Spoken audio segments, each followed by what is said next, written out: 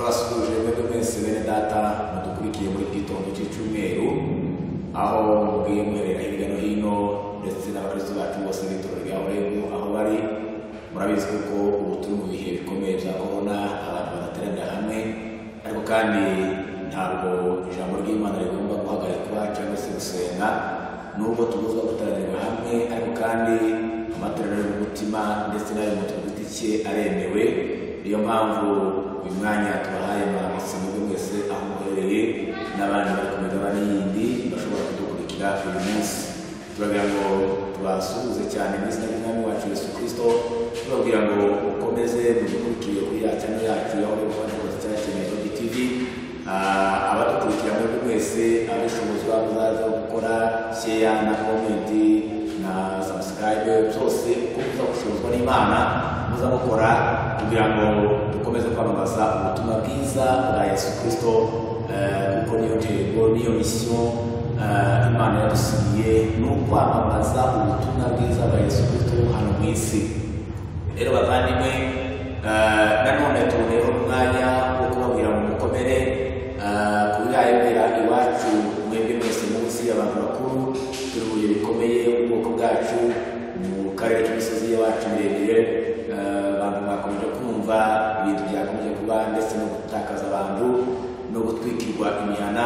Biriya byose byatubayeho, turavuze ngo mukomeze mwihangane, ikintu cyose kigira umwanya wacyo nta mvura idahita, kandi ijambo ry'Imana n'uyu munsi ryatubwiye ngo dutinye. Muze tugira ngo byose dukwiye gutinya, tugomba guhagurukira hamwe, abasenga bagasenga, abakora ibindi bikorwa bakabikora, ariko twese tugafatanyiriza hamwe kugira ngo dukomeze kuramya Imana mu buryo bumwe n'ubundi. Bavandimwe rero turagira ngo tuze gusoma ijambo ry'Imana dusanga mu gitabo cyo Kuva, ibyo Imana yashize ku mutima wacu muri gitondo. Igitabo cyo Kuva ibice 25 turasoma umurongo waho wa mbere. Bibiliya yavuze ngo Uwiteka abwira Mose ati, bwira Abisirayeli bature amaturo, umuntu wese wemezwa n'umutima we azabe ari we nakira ituro ntabura. Ibi aba ari byo nakira ko amaturo, izahabu n'ifeza n'imiringa n'ubudodo bw'umukara wa kabayonga n'ubw'umuhengeri n'ubw'umuhemba n'ubw'ibitare byiza n'ubwoya bw'ihene n'impu z'amasekurume y'intama n'izigishwe izingiro itukura n'impu z'inyamaswa zitwa tahashi n'imbaho z'ibiti byitwa umushita. Amen. Bene data bavandimwe bakunze umusaraba wa Kristo, iki gitondo ijambo Imana yashize ku mutima dusanze hano muri kino gitabo cyo Kuva. Iyi ni inkuru ya Mose n'Uwiteka. Imana imubwira kubakira Uwiteka ubuturo, kuko ubuturo aribwo Imana yashakaga kuzaganira n'umwana w'umuntu. Imana ibwira Mose, mubwira kuko agomba kubaka ihema ry'ibonaniro aho Imana izashyira n'abantu aho bazaza baganirira. Imana imutegeka kubaka ihema, yamubwira kugenda kubwira abantu ngo umuntu wese ngo ature uko umutima wiwe umutumye, icyo yemerwe n'umutima wiwe ngo abe ari cyo atura Uwiteka. Kandi muri uko gutura Uwiteka ngo bazature mu izahabu, bazature ifeza, bazature imiringa, bazature ngo ibitambaro by'amabara y'umukara wa kabayonga ndetse ngo n'ibitare byiza. Imana imubwira kuzatura zose kugira ngo nibimara kwinjira mu bubiko bw'inzu y'Imana bizafashe abazabasha kubaka ihema ryiza ry'ibonaniro. Muri rero mwanya rero Imana imaze kwereka Mose ibyo bintu byose ku musozi, Mose ngo ntabwo yabasha kubifata no kubimenya, ariko Imana iramubwira ngo reka kugira ubwoba no gutinya, ngo ugende urasanga abagabo bujuje umwuka wanjye, Oholiyabu na Basaleli ni abagabo bujuje umwuka wera, kandi ngo nabujuje umwuka wo kurema, umwuka w'ubuhanga, umwuka w'ubwenge, umwuka wo kuba basamabuye umwuka wanje nkamushusha ubwenge n'umwuka kumenya.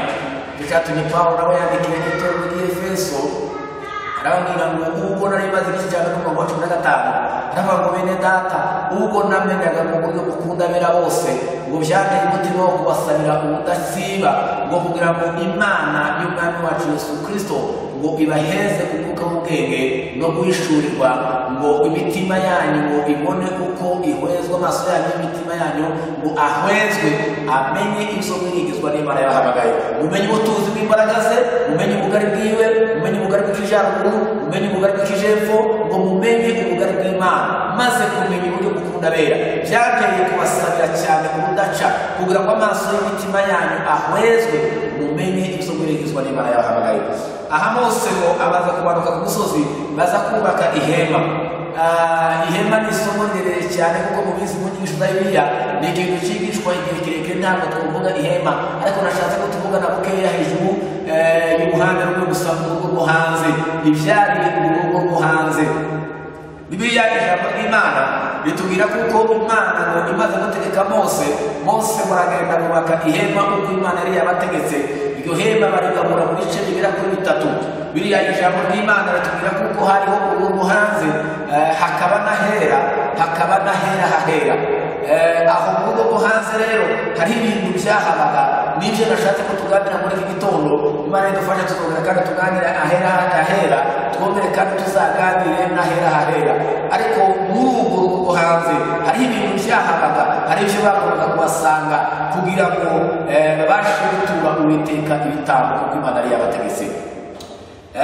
Bibiliya rero ijambo ry'Imana ritubwiye neza uburyo bubatse iryo hema. Baryubaka mu buryo bw'ubuhanga Imana yari yababwiye, baryubaka mu buryo Imana yari yaberetse. Mose nabo bafatikanyaga gukora uwo murimo, bubaka iryo hema barigabuye muri ibyo bice kuri 3. Ibyo ngibyo bitwigisha ikimene data uko niko n'umubiri w'umuntu ugabuye. Umuntu wese nawe agabuye mu bice 3. Hariho umubiri, hariho ubugingo, hariho n'umwuka.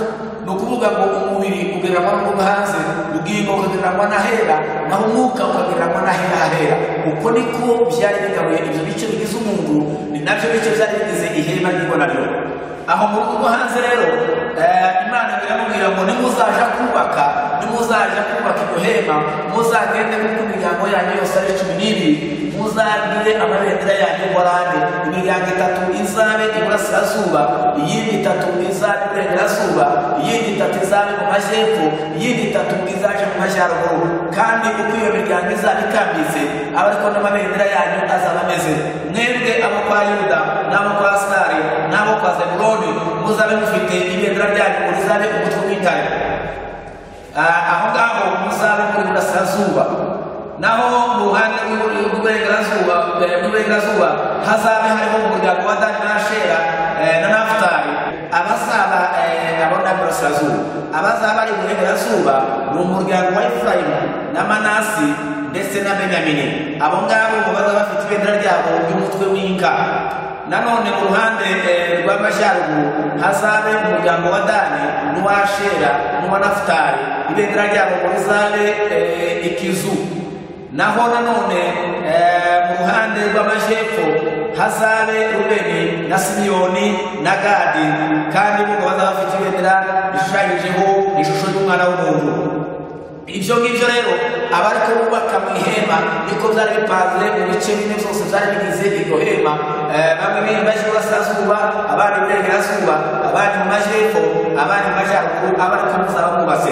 Ariko rero ahera kuko Bibiliya itubwira urugo rwo hanze ahera n'ahera hahera. Ariko uyu mwanya nari mvuze gusa ngo tuganire hejuru y'urugo rwo hanze, ibyarangwaga ibintu byari bihariya mu rugo rwo hanze mu ijambo ry'Imana ritubwira.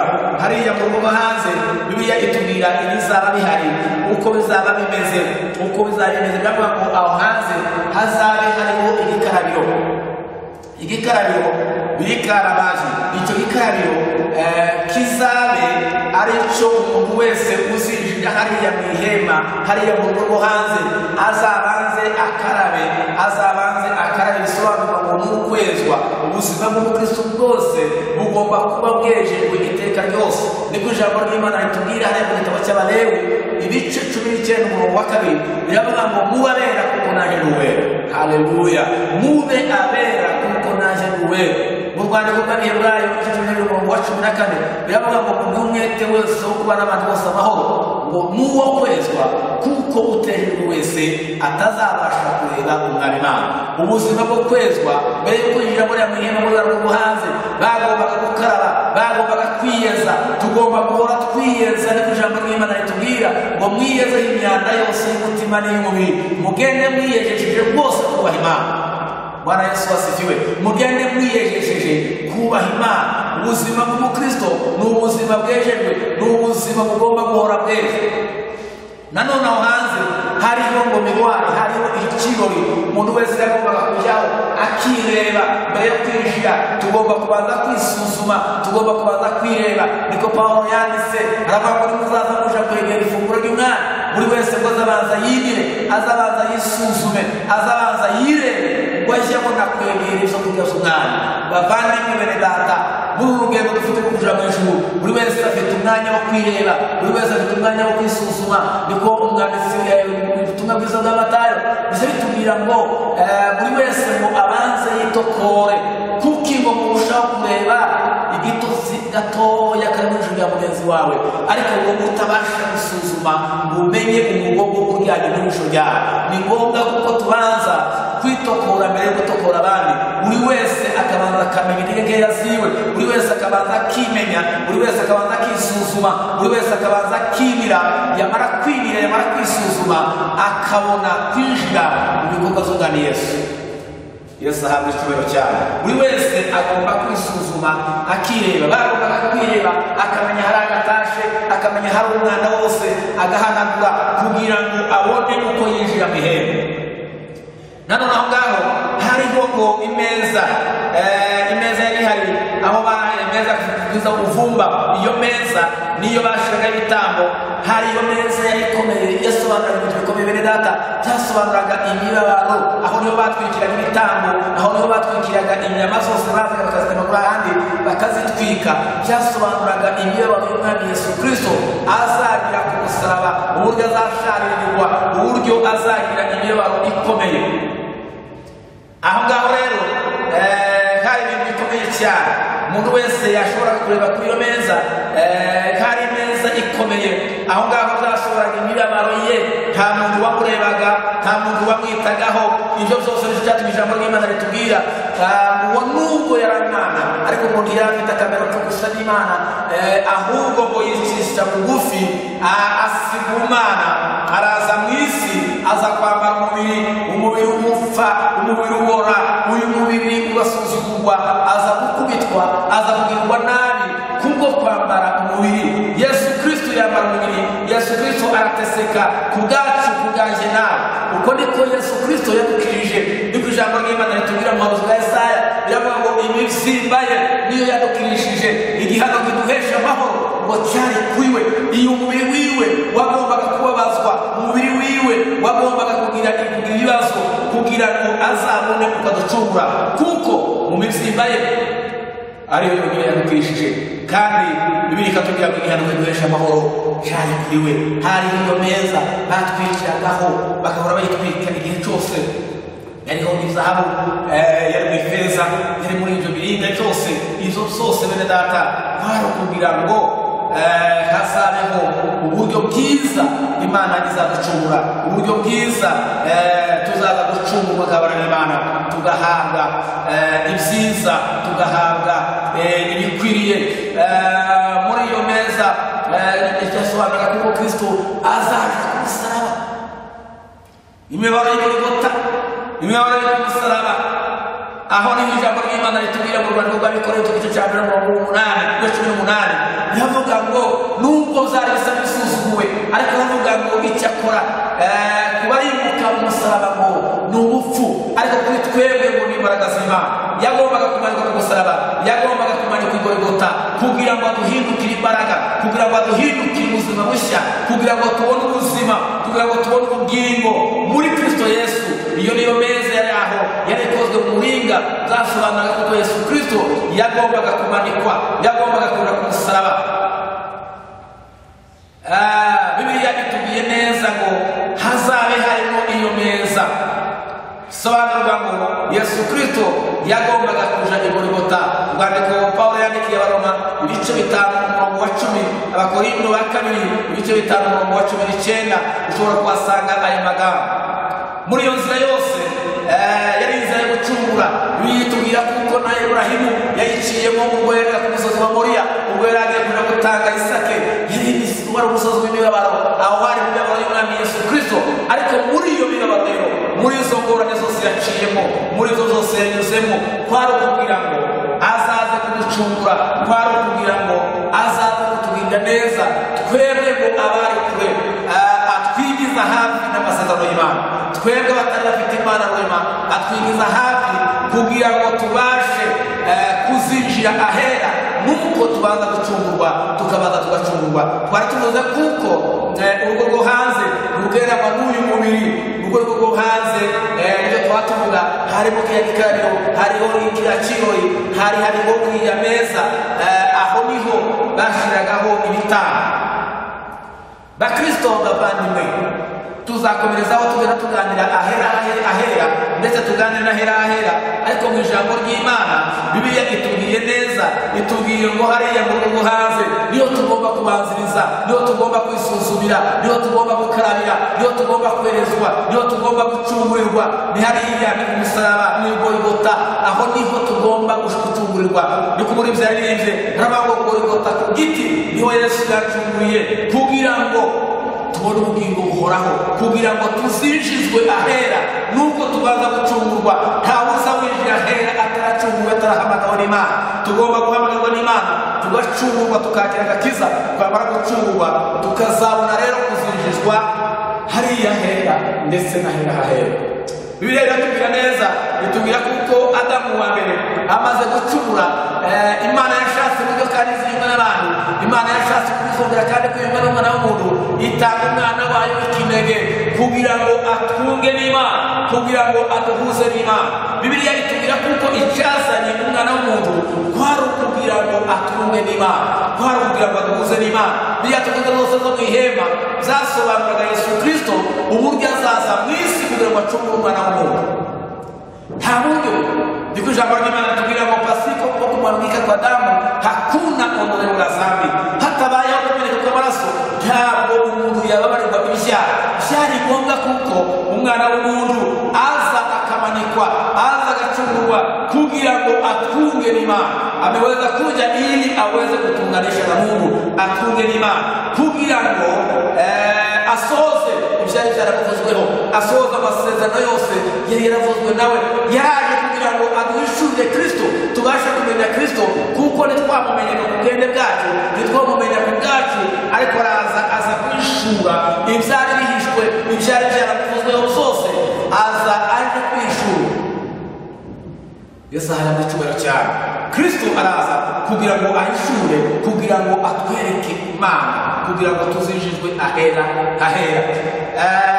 Yesu Kristo byari ngombwa kuko abavuga ku musaraba, byari ngombwa kuko babazwa, byari ngombwa kuko agira agahinda, byari ngombwa kuko yambikwa amahwa, byari ngombwa kuko ateka icyuma ku rubavu, byari ngombwa aho yabikorewe hariya ku musaraba. Ariko muri izo zose kwari kugira ngo natwe aducungure, kwari kugira ngo natwe aduhuze n'Imana, kwari kugira ngo natwe tuzinjira ahera, tuzinjizwe ahera cyane, kugira ngo tuzabone uko tubana n'Imana, kugira ngo tuzabone uko twegerana n'Imana. Nuko yabanje kubabazwa atyo kugira ngo natwe tuzababarirwe. Kuko ijambo ry'Imana ritubwira ngo izo zose zamubereyeho, izo zose yazihanganiye kugira ngo kubw'ibyishimo ngo byinshi zari gusiga imbere, kandi ibyo byishimo byari itorero rya Kristo, nizo byishimo yarangizaga, bimuheza kwihangana imibabaro, bimuheza gushinyiriza, bimuheza gukomera cyane, nubwo ariko asuzugurwa, nubwo ariko akubitwa cyane. Ariko ijambo ry'Imana riratubwira ngo kubera ibyishimo byari gushize imbere, kubera itorero yarangizaga, kubera jewe nawe yari kwarangiza, byatumye yihangana cyane, bituma akomera, arangiza imirimo yose yo kuducungura.